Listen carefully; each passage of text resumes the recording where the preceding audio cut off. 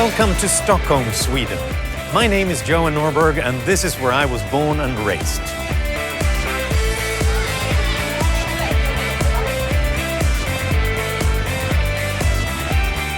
These are friends of mine, and we're going to watch a big game between two Stockholm teams, so it should be a good one. And it might get a little crazy in there. Yeah, let's have a lot of crazy. Look at this excitement over a football game. Or soccer, as it's called in America. I'm not sure if this is how Americans typically picture us. It's easy to have misperceptions about a country. So, what do Americans know about Sweden? People have blonde hair, and then there was Vikings from there. I think they have good cheese, though. Oh, no, that's Switzerland. Well, I love ABBA. IKEA, of course. It seems like it's like a place that, like, no problems or something. It is a socialist economy. Volvos and socialized medicine. So it seems our international companies are pretty well known. But our economic system is misunderstood. This is the story of how we Swedes grew our nation to become the fourth most prosperous country in the world, and almost threw it all away. We'll explore a little Swedish history and meet some people who will show us what it's really like to live in Sweden today. I think there might be lessons learned for other countries, but I'll leave that for you to think about as I share this story about my home.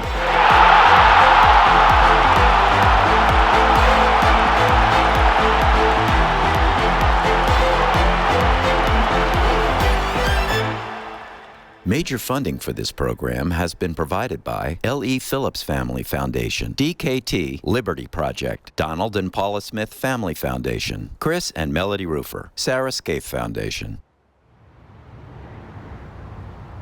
25 years ago, when I first became interested in economics, I was studying a low-income country, poorer than the Democratic Republic of Congo in Africa.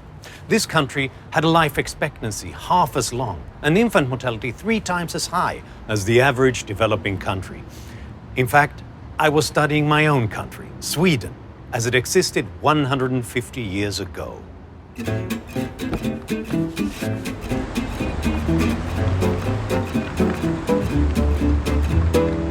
But then in 1 century, everything changed. This impoverished peasant nation developed into one of the world's richest countries. We grew from being a country of subsistence farmers, barely surviving in a harsh climate, to a world exporter of goods and raw materials.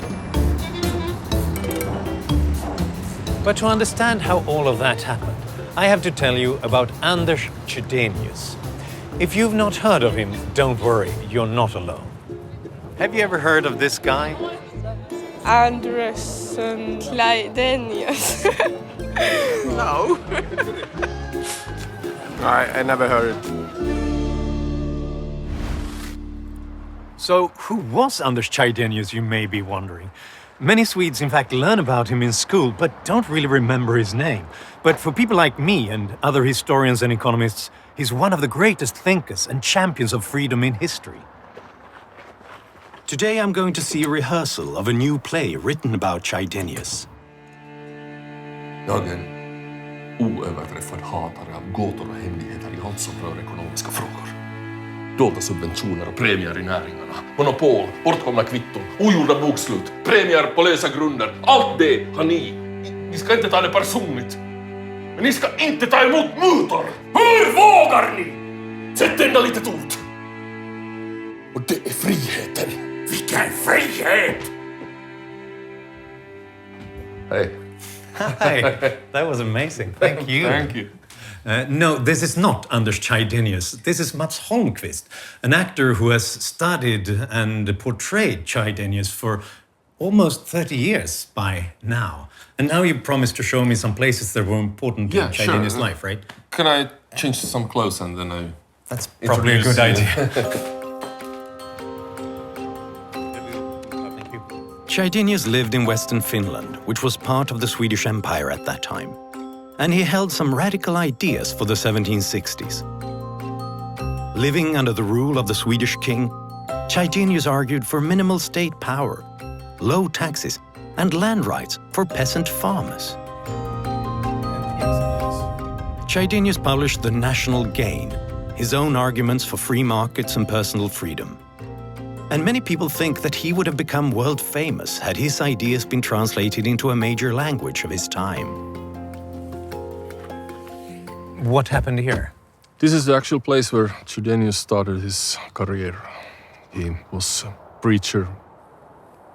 So it was when he was here that he started to write about the farmers' right to sell their goods freely to other countries? Yes, you can say so. He worked on bringing better circumstances for the farmers around where he lived, because he cared that everyone should be free to do as best as they can. Although educated as a priest, Chydenius feels that working in politics is a better way to directly improve people's lives. And in 1765, he's elected to the Swedish parliament and moves to Stockholm. As a member of parliament, Chydenius pushes for freedom of religion and freedom of the press. And in 1766, Sweden becomes the first country in the world to have freedom of the press written into its constitution.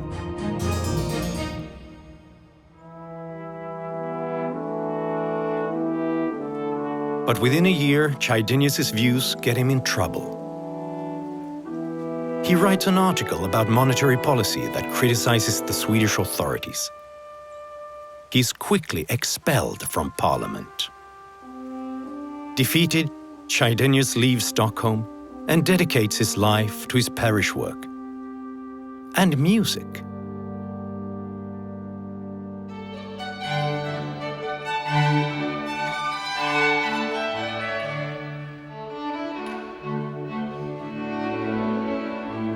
This quartet is playing one of Chydenius' favorite pieces, using some of his own music notations.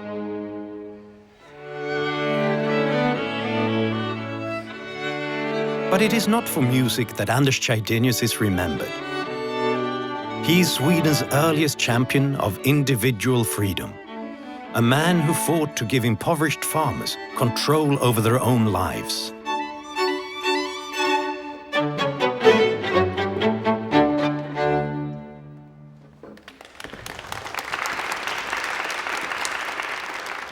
Chydenius would not live to see his ideals come to fruition.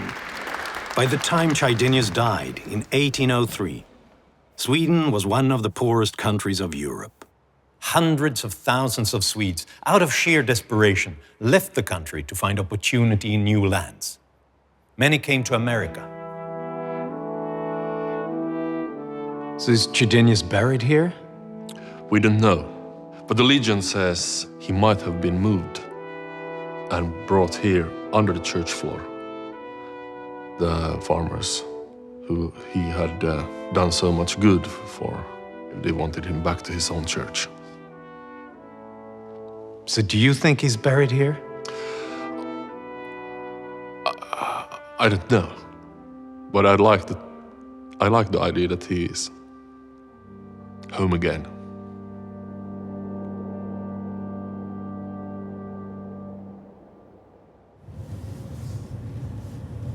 I'm going to meet with Dr. Tom Palmer, an American author and commentator on international politics and ethics.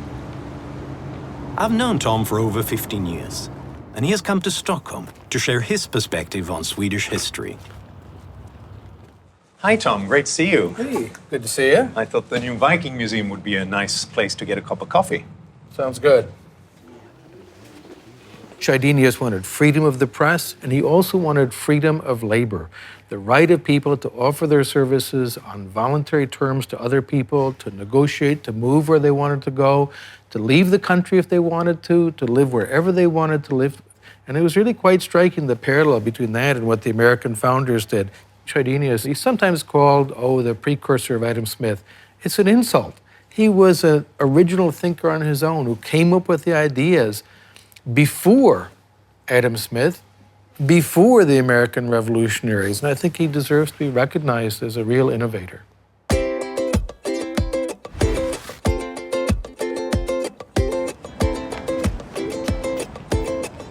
In the decades following Chydenius' death, Sweden remained poor. But there was one area in which Sweden would come to excel: literacy. In time, the printed word became a vehicle to spread Chydenius' ideas and spark reforms. I'm here at Aftonbladet. This was the first modern Swedish newspaper and a bastion of Swedish laissez-faire liberalism. It was the first publication to attack not just abuses of power, but political power itself. It was not unexpected because we were waiting. I am here to talk with Sofia Olsson Alsén, the publisher of Aftonbladet. You can look here. This is a room full of history. Yeah, isn't it? And this is the first copy, the first issue of Aftonbladet. You can see it was published in December 1830. Oh, that's so fantastic. we just took it down from the wall and to show you. It was one of his visions. Aftonbladet was founded by Lars Johan Hierta. We had free press in Sweden, but it was not fully developed. So Lars Johan Hierta was the person who really pushed the free press forward. And he was a very brave man, I would say, because it was dangerous at that time. And this is then the bust of Lars Johan Hierta as well. So he looks very serious. Yeah. And he was a serious man. He's looking straight into your office. Yeah, is that it? all the time, yeah. So, and I also wear him here. Oh, yeah. Close to my heart. By the mid-19th century, Sweden's literacy rate was 75%, one of the highest in the world. The growing middle class could now read first-hand stories about urban overcrowding and rural poverty. The authorities didn't like Aftonbladet, of course, because it was challenging the power. And at that time, most of the decisions was happening in the bedroom of the king, because it was an honor to get to the king's bedroom. So it was very, very close. And the only news you could get was from the priests and from the king. Though Lars Johan Hierta was challenging the power, then he really took the power from the bedroom and gave it to the people because they got information. You know, information is power. In 1835, the government used an arcane law to shut Aftonbladet down. But Hierta was prepared for this. He had already received official permission to publish additional newspapers through silent partners. So when Aftonbladet was closed down, he simply started the new Aftonbladet. When that was shut down, he started the newer Aftonbladet. After that followed the fourth Aftonbladet, the fifth, the sixth, and so on. And after 26 editions of Aftonbladet, the king gave up. The ideas of Chydenius, which had previously been limited to the parlor talk of aristocrat, began spreading across the entire nation of Sweden to people of all economic circumstances. And that must be the royal seal of approval. Yeah, exactly. That he was allowed to publish this newspaper. At least this issue. At least for a while, yeah. At least for a while. He needed many more seals of approval like that. Yeah. Lars Johan Hierta was a feminist of his time. He was radical. And I think he would have been proud to see me, the first female publisher of Aftonbladet. And I think he would have liked it.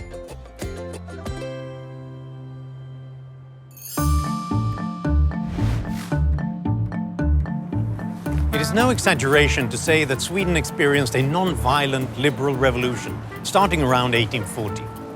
Chydenius' ideas and Hierta's megaphone set the stage. Then came along a young aristocratic politician named Johan August Gripenstedt. He put these ideas into political action. For 10 years as finance minister, he pushed the establishment and transformed Sweden's economic system. This was the man that indeed created the new open economy in Sweden, the market economy. He abolished the old system of guilds and regulations, and he created the institution of the modern economy. And Sweden had fantastic economic expansion for a 100-year period, characterized by free markets, minimal state intervention economy. Sweden went basically from one of the poorest countries in Europe to one of the richest countries in the world. We were growing in wealth and health. Between 1850 and 1950, Sweden's per capita GDP increased almost sevenfold. Infant mortality rate was reduced by 85%, and life expectancy increased by an amazing 26 years. Sweden was now one of the world's richest countries. It had one of the most open and deregulated economies in the world, and taxes were lower than in the United States and most other Western countries.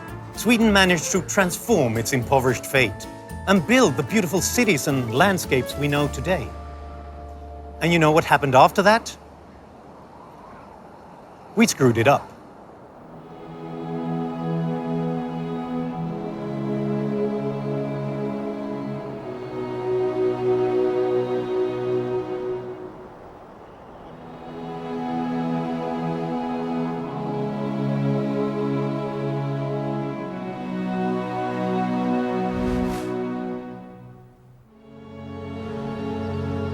Until 1960, Nordic countries had still low taxes, minimal government, free markets, private ownership. Then, in the middle of the 20th century, slowly the welfare state was introduced. The welfare state which Sweden is so famous for. In the 1970s, Swedish unions, in collaboration with the government in power, envisioned a true cradle-to-grave welfare state. Healthcare, education and retirement income would all be provided by the government and funded by increasingly larger taxes. What happened was that Social Democrats noticed, wow, people don't want to pay more than like 30% of the income in tax. But this wasn't enough to fund the big welfare state. They introduced a new tax, which is the employer's fee. The employer's fee was a hidden tax based on each employee's salary and paid regardless of a company's profitability. In 1970, that tax was 12.5% of every employee's salary. 9 years later, those taxes had tripled to almost 37%, compared to about 12% in the US. But since the money was taken from the employer, few employees were aware of how much taxes had increased. That is, until it started to impact some of Sweden's most beloved figures.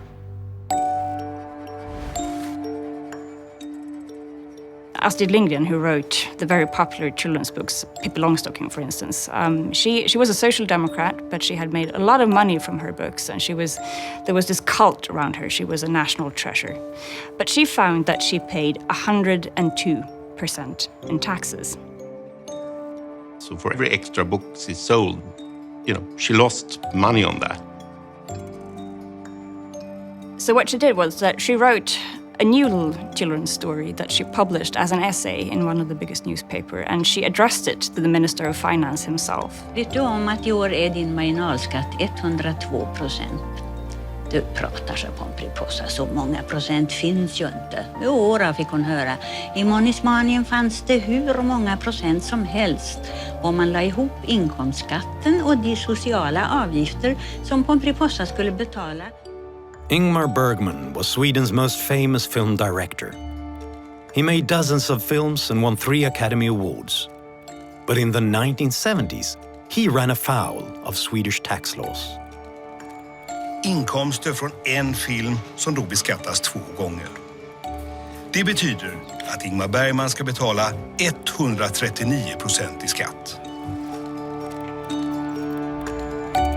The tax authority actually went to the Royal Dramatic Theatre in Stockholm, where Ingmar Bergman was rehearsing a play, and brought him away to question him about his taxes.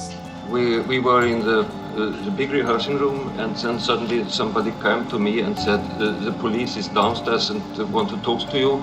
And I said, God heavens, what has happened? I was completely confused. He just got so fed up with the tax authority himself that he just basically said that I can't live in this country anymore, and he fled. He fled to Germany. It's very difficult to sort of create a sob story for the banker But if you have a filmmaker that has made Sweden a big name all across the world as a genius, that's a completely different story.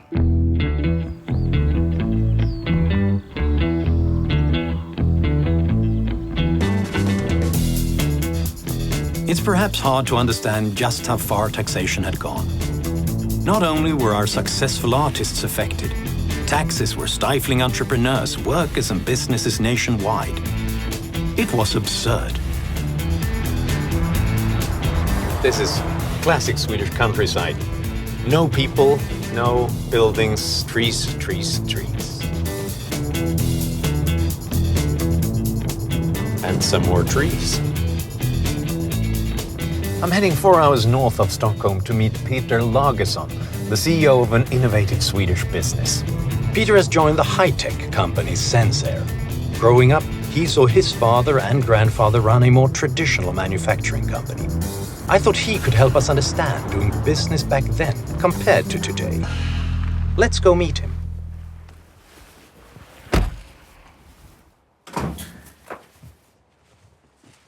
Hello there, Johan. Hi, most welcome. How are you doing? Thanks for having me. Come on, let's go in. Thank you. So what exactly is it that you do here? We do sensors for air and gas sensing. It's about 30% of all commercial buildings globally are using our technology for sensing CO2 and controlling the indoor climate in these buildings. Wow. So if I enter a couple of buildings a day, I end up somewhere where sensors are. Yeah, we do about 600,000 per year now and ramping up.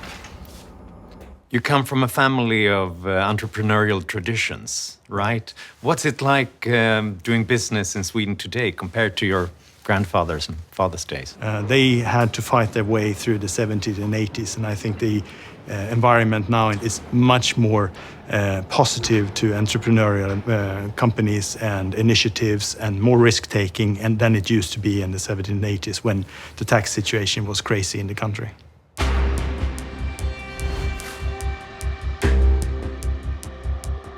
Sweden's excessive taxation was clearly oppressive and was suffocating the economy. And then came a plan from the labor unions to acquire ownership of private companies. In the 1970s, you could say that Swedish unions influenced politicians with socialist ideas, basically. One of them being the wage earners funds. Every year, the company had to pay a certain percentage of their profit to these funds. And the funds started to buy shares in those companies. And if this continues for a few for a few decades, of course, the wage owner funds will own and be the majority owner of a company. And basically buy the companies with the company's own money. Which, of course, in itself was a preposterous suggestion. But at the time, this was a very, if you would say so, socialistic time, and parts of the union were sort of saying, you know, we want to take not just the power, but actually the means of production. And a large part of the population, including small entrepreneurs, small shop owners and so on, became extremely agitated and angry because they felt the unions were going to take their companies away from them. Stockholm idag, den största demonstrationen någonsin här i landet. Demonstrationen mot löntagarfonderna i Stockholm idag blev alltså den troligen största som någonsin dragit genom huvudstaden. Minst 75 000 protesterade mot det socialdemokratiska förslaget om löntagarfonder. By the end of the march, it's estimated that nearly 100,000 came to protest. This in a country of 8 million people. An equivalent demonstration in America would number nearly 4 million protesters. People came by buses and by air and by cars from all over Sweden. And then during the march through Stockholm, people from the streets started to march with us. And those were people who own companies who never go out on the streets otherwise. And their employees, so it wasn't just the owners. There was a time of hubris on the union side. You can see it also through the so-called wage earner funds. And we tried to solve these problems in negotiations with employers. And the employers didn't want to negotiate. And at the end of the day, we couldn't stop the politicians to enter the field, and then there you had it. When I look back on some of the decisions that my father, grandfather had to do, I mean, so I think they were rather sort of courageous anyhow and fighting their way, building their businesses, but was clearly many situations where they withheld from doing investments and withheld from recruiting people. From 1976 to 1995, Sweden's economic growth shriveled to nearly 50% of the growth of other developed nations. Countries like France, Germany, Australia and the US. Our economy was in crisis. Inflation had reached 10%. And for a brief period, interest rates soared to 500%. I remember that there were some major family companies that moved abroad. Ingvar Kamprad, the IKEA founder, he went to Switzerland.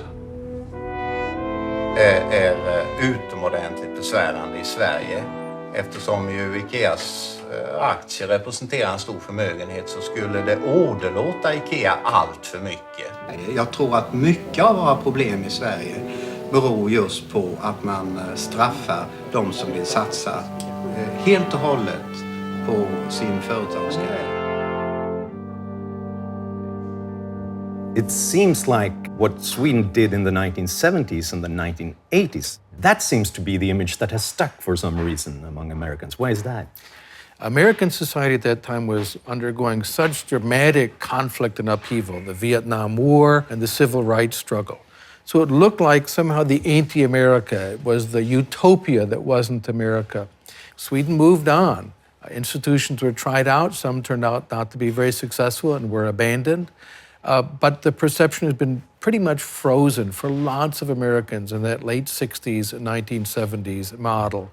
But it doesn't correspond to what Sweden is today.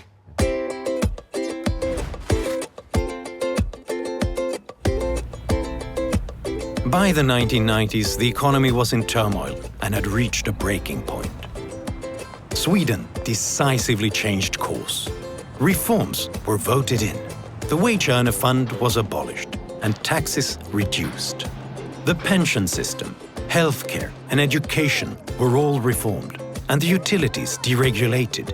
But many people had grown accustomed to their abundant benefits, regardless of the country's ability to pay for them. Initially, these reforms were very unpopular among the population, and two governments fell because of these reforms and the crisis. But in retrospect, I think just about everybody agrees that they had to be done. They had to be pushed through. And they united between the different parties, so there was agreements across party lines.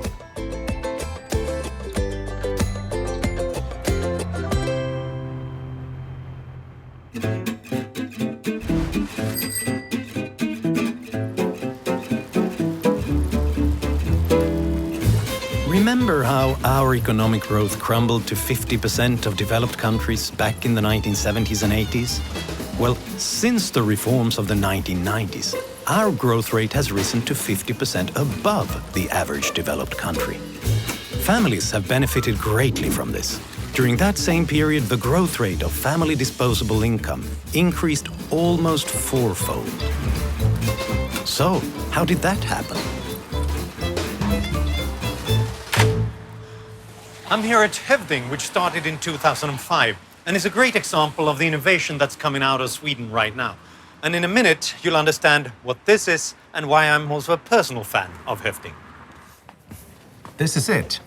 This is it. So this is the first airbag for cyclists in the world. It's a revolution. And what it does is you wear it like a collar around your neck. And then there's a small computer. And if this small computer detects that you have a body movement that is close to or similar with one of the accidents stored in the computer, it will inflate in 0.1 seconds. The point is not just for people like me who are a bit vain and want to protect our hair. No, exactly. And it actually measures your body movements 200 times every second. And with this one, you're up to 8 times better protected than with the traditional helmets, actually. So here are the fundamentals of hävding. Yeah? It's a collar, and you wear around your neck like this. You zip it up. Then, of course, you have to activate it. Yeah. And it's driven on battery. So when I start this, in 20 seconds, it will inflate like it would be in an accident. Right. Okay. So That's exciting. here we go. And when I start, it's going to take you 20 seconds before it inflates. Right. So have fun. Yeah, thank you. Yeah, this is exciting. So it could happen at any moment now. Is that it? It I will hear start beeping sound. yes, when it counts down. It's late to change my mind now. I guess it was. So now you can feel it really hard around your neck, which is great for whiplash injuries. And the amount of protection you have all around your head is really stuck. second to none. Yeah, you're really stuck. So this is the way to ruin my haircut with your helmet as well. In recent years, Sweden's strong culture of entrepreneurship has led to increased innovation, more jobs, and the ability to weather financial downturns. But there are still hurdles. Tell me about regulation, because it is currently blocking you from selling to certain places, right?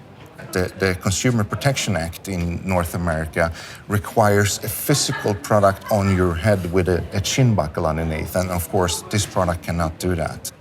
So basically, regulation says that you have to keep on producing the same products that we've always used, and innovative products, it's more difficult to get. Of course, this is the first in the world, so we're challenging the whole system. But Swedish regulation does not block you in any way. No, they don't. If you take a look at Sweden, you have loads of people inventing new stuff and realizing what's needed in the market, and maybe before the market even realizes that they need it. And I think you can go build a company, you can go try your ideas. You know, I'm brought up in the kind of Sweden where it was a bit frowned upon being an entrepreneur in business and so on. But it's changing, right? Do you have the sense that Sweden is becoming a better place to do business and be entrepreneurial in? Definitely. No doubt, no doubt. And definitely the climate for entrepreneurs and innovation is better than ever before. So here we go. Yeah, good luck. Good Thank luck. you.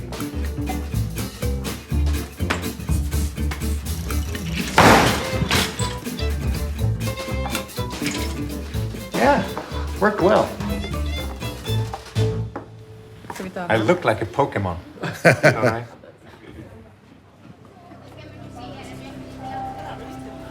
We reformed our tax system and adopted a hands-off approach to free enterprise. But we didn't really cut back on the many welfare programs that had been put into place. Today, our taxes pay for pensions, you call it social security, for 18-month paid parental leave, government-paid childcare for working families, government-paid schooling through college, government-paid healthcare for all citizens, government-paid elderly care and nursing homes. But having the government manage all of these things didn't work well, so we had to manage it in another way.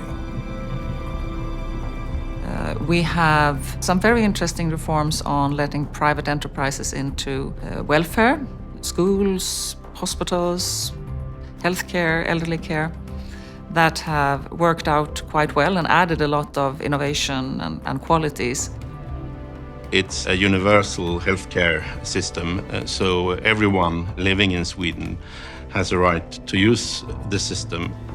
But there is a much larger part of the actual production of healthcare which is made by private companies. Another unique characteristic of Sweden's healthcare system is that it is primarily not run by the national government. Rather, the majority of healthcare decisions and the taxes to pay for them are determined on the local level. Private insurance is also available for those who wish for more options and to avoid longer wait times. The way that social services are delivered had changed a lot, whereas before everything that was paid by taxpayers' money was also produced directly by the state. Now, in many sectors, private companies are the service providers, and this is particularly true for the school system.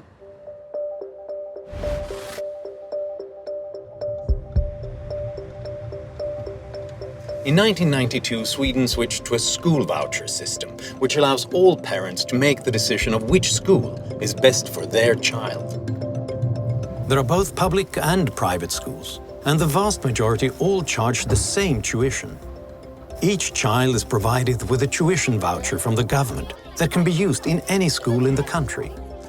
Today, 50% of Swedish high schools are private. This is where I went to school as a teenager. It's been a while, and since then, the public school I went to has been transformed into this private school, the International English School.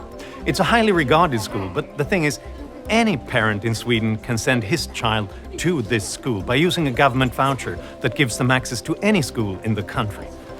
Can I have 2 straight, quiet lines, please?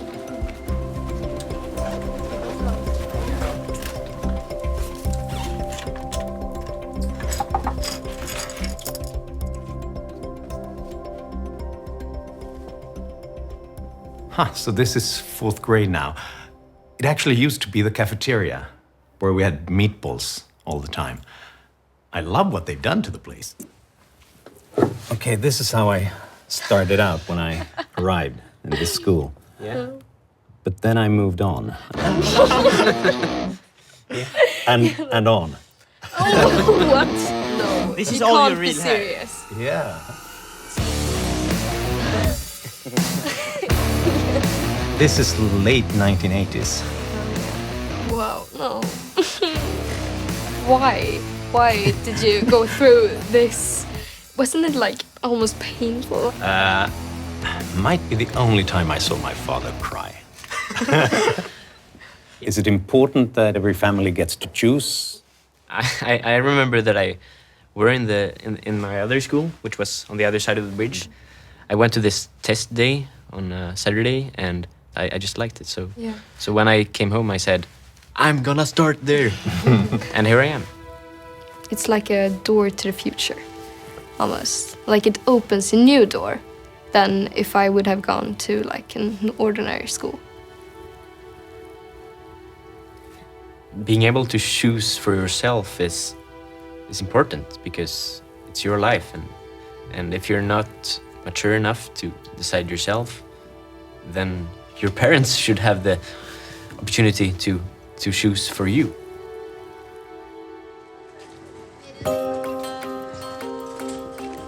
The wealthy have always had school choice. If you have enough money to buy a house wherever you want to live, you can just move to somewhere where there are good schools.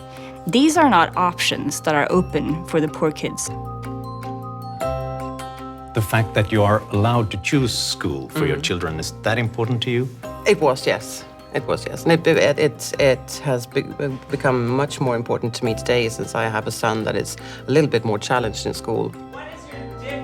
Some argue that making a profit off of education or healthcare is improper and will cause private companies to cut back on quality. I think this feeling that the only way to make a profit would be to lower the quality, which of course in the rest of our world we tend to think it's opposite. That the biggest risk for low quality is when you can't make ends meet. Once you have introduced a system where parents can send their kids to any school they want, in any neighborhood, in a different city, is that it's extremely difficult to roll such a reform back. We have a waiting list. And to get on that waiting list, parents register very early.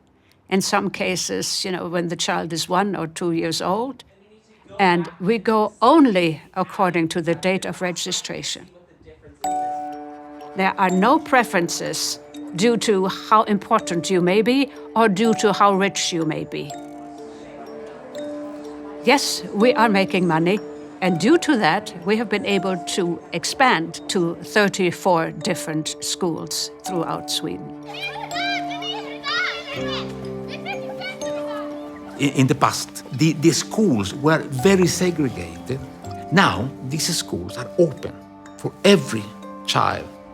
So you have more mobility. It is not costing any more in terms of taxes. So what's the problem? There's been a lot of conversation in the United States about alternative models in schools and so on. But there are a lot of very strong special interests that have opposed school choice, for example, in the US. A part of this national conversation that Sweden had was to say, okay, we will provide state funding to make sure everyone gets an education, but it doesn't follow that the government is the best provider, that we shall assign students to where they have to go. And so they have voucherization in hospitals and schools and so many other areas where the government gives you the money and you can go and spend it the way that you want. So the market is delivering the service. And that's a very valuable lesson to see how to do this more effectively. Is it the same truck every day? Yeah, it's the same truck every day. So you never walk out? I'm here at Ragn-Sells, a Swedish waste management firm. And this is Johan Norberg, who's going to talk with me about working in Sweden. This is an impressive bit of machinery. Yeah, it is, actually. It's a lot of different... Johan collects grease and food waste from restaurants in Stockholm. That waste gets converted to biofuel. As you'll see, this job has a unique odor to it.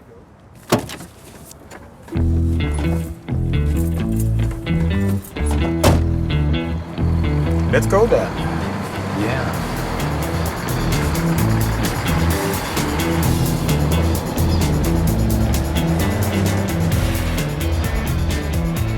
For how long have you been doing this? Since 2011. I really enjoy it, actually. You can manage your own day, and I have a really good relation with my boss also, so that helps a lot. So.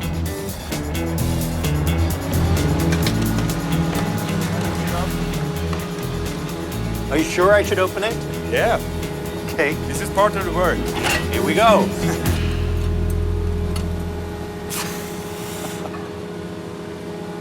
And we haven't really started. No, we haven't started yet. This is just the first little sip. Swedish unions are powerful. But the union's relationship with employers is not as adversarial as it sometimes is in the United States. Swedish culture has always favored consensus, and the unions and employers historically have a long history of cooperation. The 70s and the 80s are a time of confrontation. The consensus culture collapsed. You have very big strikes too, so you have a totally different situation. The extreme experience of the 1970s and 80s strained the relations between unions and employers. But since that time, both have worked to return to a more balanced appreciation of employee needs while ensuring business success. Unlike many other European countries, Sweden decided to try to get an orderly way of organizing the conflict between companies and labor. It was decided that issues between business and labor should not be handled by the government. What you do want to do is to support employers and the trade unions to make their own agreements and find ways of regulating things by themselves. And for most countries like the US have minimum wage laws, for example. We don't have that in Sweden. Although Sweden doesn't have minimum wage laws, there aren't that many people with very low wages. Many unions around the world think that technological change is a problem, while in Sweden it's something that we have been embracing for a long time. One area of conflict that remains an issue is the union regulation that if a company needs to fire someone, it has to be the last person hired. Old people who have had a job for a long time, they can feel pretty safe. Youngsters and newly arrived immigrants will have a harder time finding a job. And for the firms, in the worst case, the one you hired last is really, really important. It might be a programmer that is essential for your business. And that might actually punish your entire company. But it seems like there's, at least if you compare it to some other countries, like it's more harmonious relationships between the company and the employees. Yeah, I would say it's so. not really antagonistic, right? No, I know what you mean. I don't see any enemy stuff going on between the union and the workplace at all, actually. Until I met the Americans or European labor unions, I felt that we had rather cumbersome and horrible labor unions. And then I met all the others and realized that we have a very cooperative, reasonable, pragmatic set of labor unions. I was over at a meeting in the US where I met both US employers and labor unions at the same time.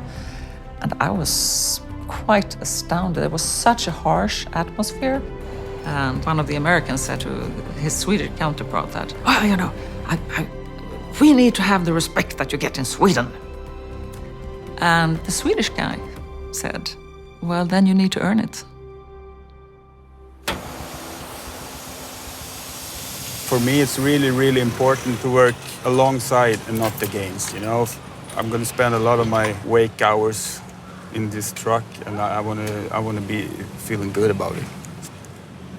Okay, so this is not really the same thing as we did before. No, this right? is a different pickup point. You have to pull up this lid the other way around. Yeah, that way. And then you...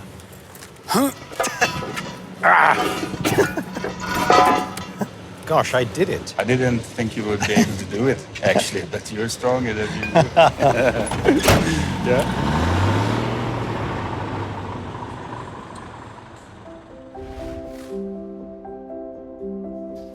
So high degrees of social trust allows a welfare state to persist for a very long time because people don't cheat. They don't cheat on taxes and they don't cheat on benefits. However, over the long term, institutions can erode those levels of social trust. So the World Values Survey asks a question about getting government benefits for which you are not qualified. In the most recent survey, only 55% of Swedes said you shouldn't apply for those benefits. 80% to 55%. So there's a greater willingness to game the system over time. Yeah, we learned that the hard way in Sweden when we had the most generous government sick leave benefits. It suddenly happened that the, objectively speaking, most healthy population on the planet were off sick from work more than any other population on the planet. In 1988, workers claimed sick leave 1 out of every 8 workdays. But since the reforms, sick leave has gone down. This is also a lesson for the United States. Long-term permanent disability qualification has been rising as the society becomes healthier. Why are more and more people qualifying for permanent disability? It's because of the erosion of this sense that you shouldn't do that.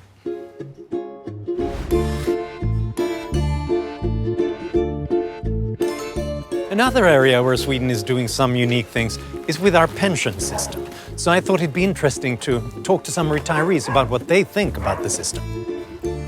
And what better place to have such a conversation than in a bastu, or as you call it, sauna. Winter or summer, we Swedes love a good sauna. Hey, I'm Johan. Nice to meet you. Thank you. Hey, Hey, thanks for doing this. So, what's the best thing about taking a sauna? If you have sauna for 3-4 days a week, you live longer for 5 years. There was a realization that the government pension system was not sustainable, and it was quite remarkable because there was a broad consensus. Almost all the political parties in Sweden agreed to make a reform. Now, the bulk of pensions is really contribution defined, i.e. it depends on how the economy works and how much of your own savings you have put into the system. So if things are going well for Sweden, pensions are increasing. But if things are going less well, pensions are automatically lowered without any political decisions having to be made. This happens automatically. There are actually equations in the law. What do you feel about the changes in the pension system? Was that a good thing or a bad thing? I believe it's quite a natural evolution in the society. It became worse. They got less money. And I mean, for the young people, they are more dependent on saving by themselves. I actually see this as one of the big triumphs of democracy in Sweden, that you could agree on a system like that, which basically takes away from politicians the ability to buy votes by just promising higher pensions and letting future generations pay.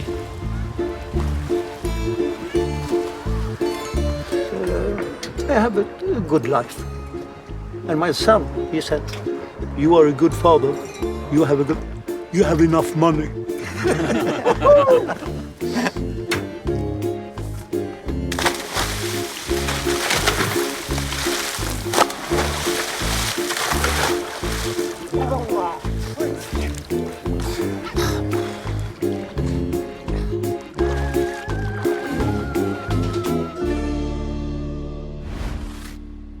It seems like ever since the 1980s, Sweden has been trying to find a new balance between the welfare state and the open market and more limited government.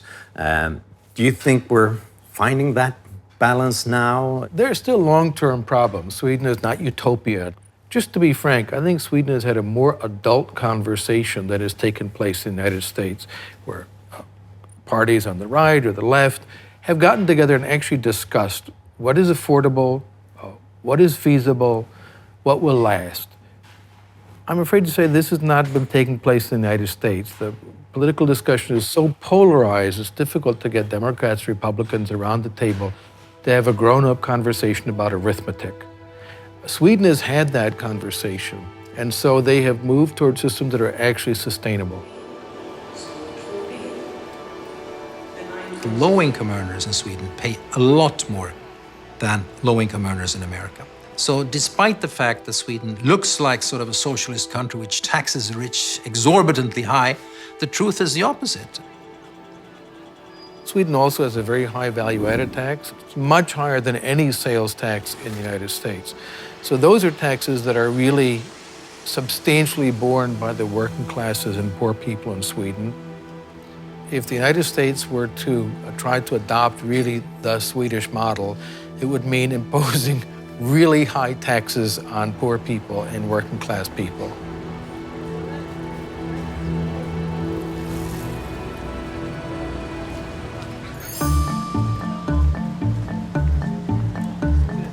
The success of Nordic countries is not because of big government. It is not.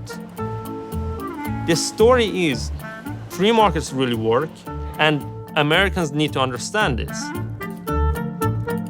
Wages come from companies that make a profit.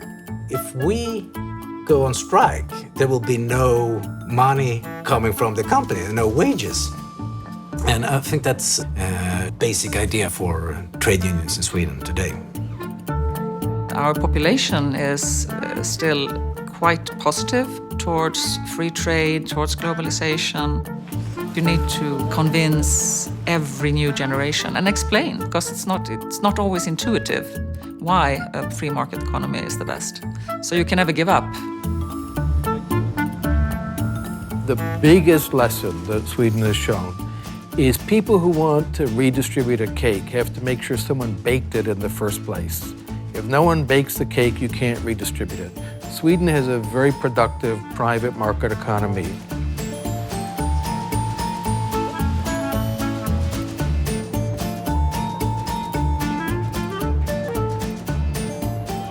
Sweden is where I was born and where I'm raising my own family. And today we're here at the Vasa, the world's only intact 17th century ship, and one of our favorite places here in Stockholm.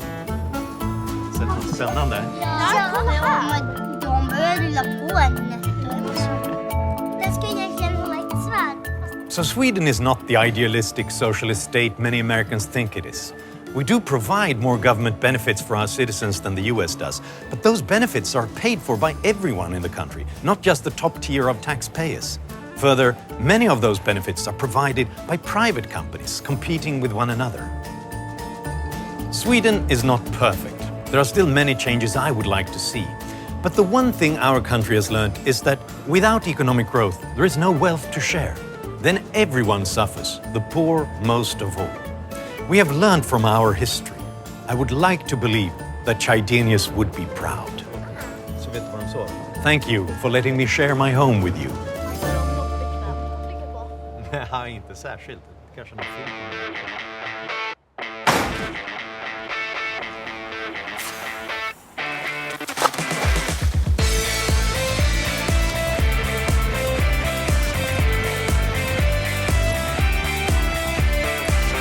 It gets more difficult all the time for some reason. Does it look natural or? It looks pretty good, but I'd like a second opinion. Okay. What do you think? This is a very complicated thing. This is a whole sort of... I think I should...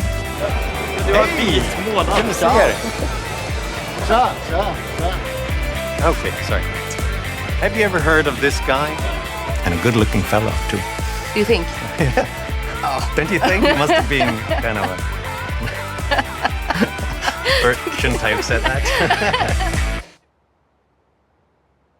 Major funding for this program has been provided by L.E. Phillips Family Foundation, DKT Liberty Project, Donald and Paula Smith Family Foundation, Chris and Melody Roofer, Sarah Scaife Foundation. Sweden, Lessons for America is available on DVD. For more information or to order a DVD of this program, call 1-800-876-8930 or visit www.freetochoose.net.